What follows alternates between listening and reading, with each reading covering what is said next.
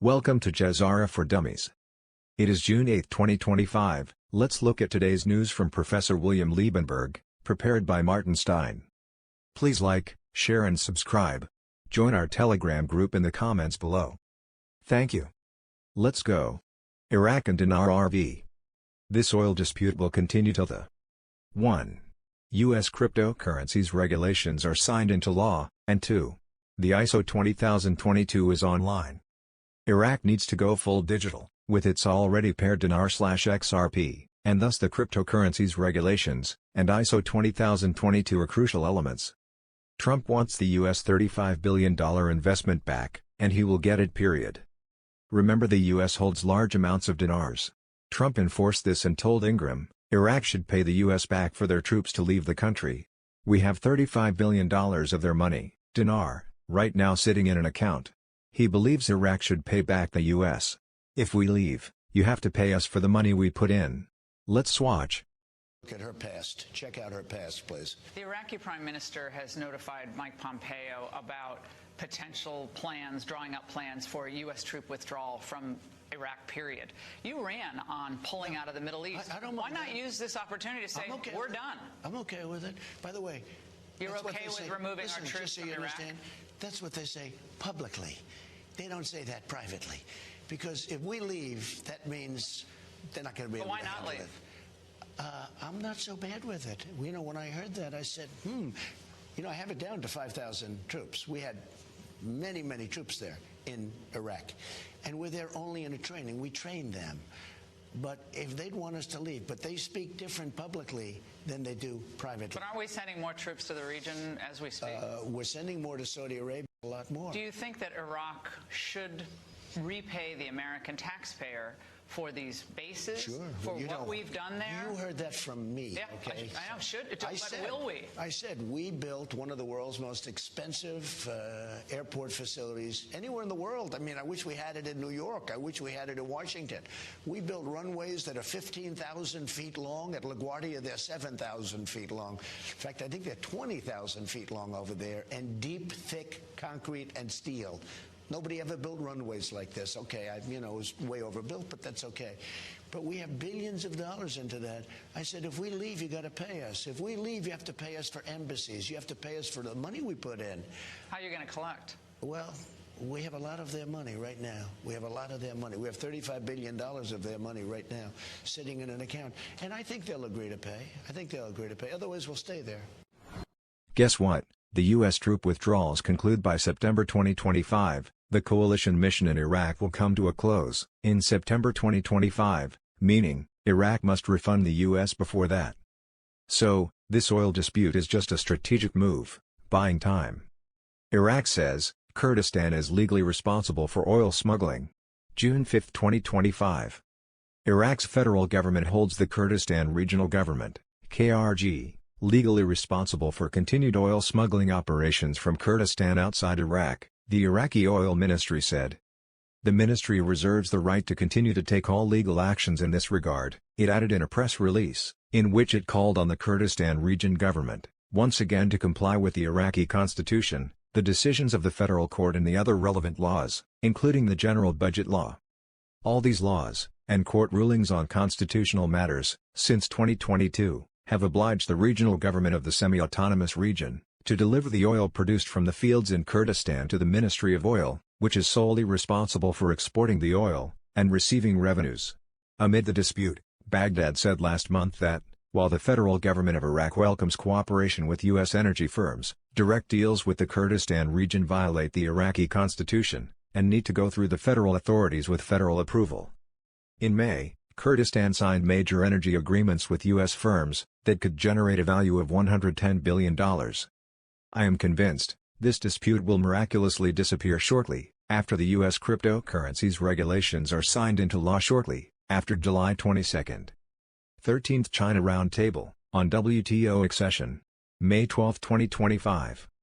The China Roundtable, CRT, is an annual high-level gathering of acceding governments, and members of the World Trade Organization, WTO, interested in accession to discuss the integration of new members into the rules-based multilateral trading system. The Arab region is one of the most underrepresented in the WTO. Of the 22 members of the Arab League, only 14 are WTO members, and 8 are observers of different types. Out of the 14 members, the Union of the Comoros, the Hashemite Kingdom of Jordan, the Sultanate of Oman, the Kingdom of Saudi Arabia, and the Republic of Yemen, joined the WTO, through the accession process pursuant to Article 12, of the agreement, establishing the WTO, the Marrakesh Agreement, between 2000 and 2024. Today, Algeria, Iraq, the Lebanese Republic, Libya, Somalia, Sudan and the Syrian Arab Republic, are in the process of Article 12 accession, while Palestine has had an ad hoc observer status in the WTO ministerial conferences, since 2005. So, what is the Article 12 WTO accession, which Iraq is busy with as we speak? Article 12 of the WTO Marrakesh Agreement outlines the process for a non-member state or separate customs territory to accede to the WTO and its multilateral trade agreements. Essentially, it sets the stage for new members to join the organization. The WTO accession process, governed by Article 12 of the Marrakesh Agreement, typically takes several years to complete. The average time for accession can be as long as 19.5 years, according to a study. This lengthy process involves detailed negotiations between the acceding member and existing WTO members, leading to specific agreements on terms of membership. The Ministerial Conference of the WTO must approve the accession terms by a two-thirds majority of the WTO members. Iraq initiated its WTO accession process in 2004. The Working Party on Iraq's accession was established in December 2004. That is over 19.5 years. This globalist organization is playing with Iraq. Pay attention. August 31, 2018, Trump threatens to pull the U.S. out of the World Trade Organization. August 3, 2021, lessons from Trump's assault on the World Trade Organization.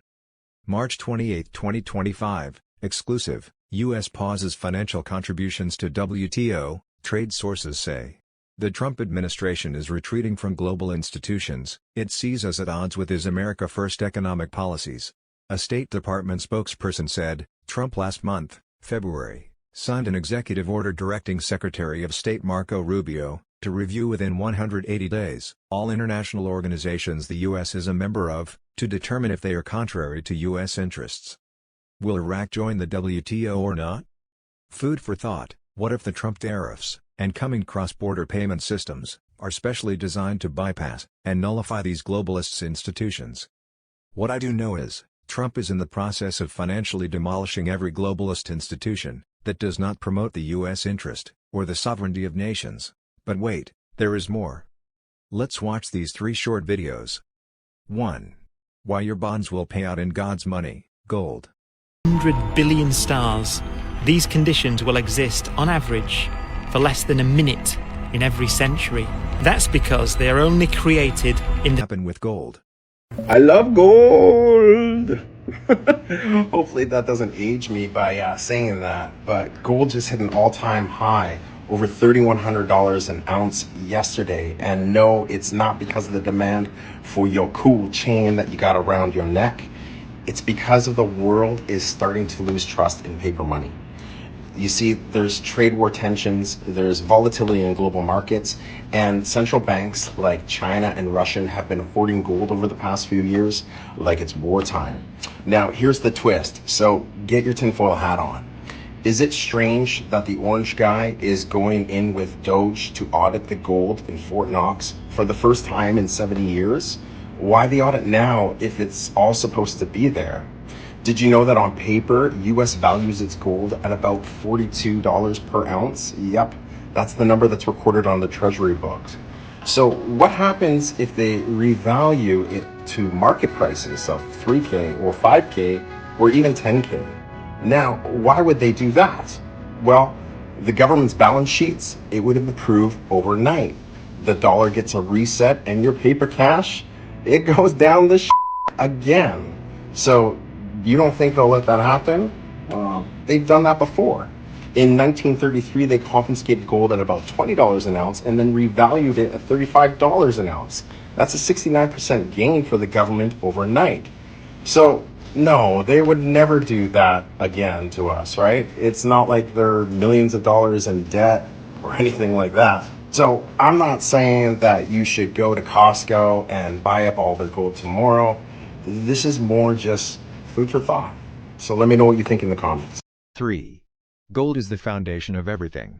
We know what is going on in the East with Russia and China, but now we get fascinating news out of the EU regarding the prospect of revaluing gold. Specifically, we get news from the Dutch central bank, which is just astounding, could totally result in rocket fuel for the price of silver, for the price of gold. Let's talk about what this Dutch central banker, our new friend, right?